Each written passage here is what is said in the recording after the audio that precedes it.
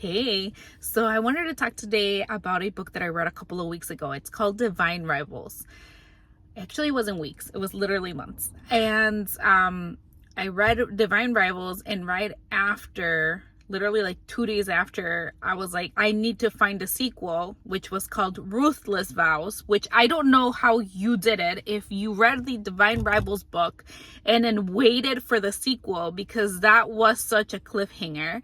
I will not spoil it. I know you guys said that no spoilers. So I'm going to tell you, this book is heartbreakingly beautiful. Like, it breaks your heart to read it, yet it is very beautiful. I will have to say that it has a lot of triggers. I was so in shock that it was recommended for young adults, but then again, I don't like heart-wrenching things. I want my reading experience to be like happy and enjoyable. I know a lot of people are like, oh my gosh, I want to read mystery, I want to read thrillers, I want to read murder, suspense. I'm not those type of people. I like, there's very few books that I enjoy that are not like super lovey-dovey. Divine Rivals was one of them. Divine Rivals and Ruthless Vows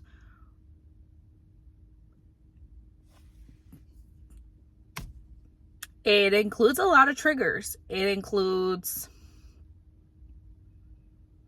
war, death, losing a parent. I'm trying not to spoil it, but if you have a sensitive stuff, like if I'm not stuff, like if you have a sensitive spot for those things, and you're like still like, oh, I don't know if I would be okay reading it, I wouldn't read it. If you're feeling sad, I wouldn't read that book unless at the end you're just like, okay, like at least that didn't happen to me. I don't know. But it was so gut-wrenching. I don't know how else to explain it, but yet so freaking beautiful.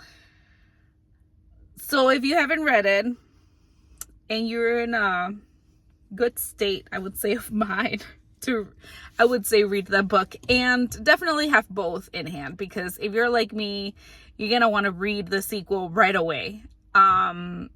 It is fantasy, by the way, but also realistic enough where, you know, it's not super out in the fantasy world, I would have to say. To me, it's kind of like Harry Potter fantasy type, or what else? Yeah, something like that. More that type of fantasy. And I hope you love the reading it. I do highly recommend it. Again, have both by you, and if the author ever sees this, I just wish you would have had a happier ending given the circumstances of all the other magical stuff that was going on.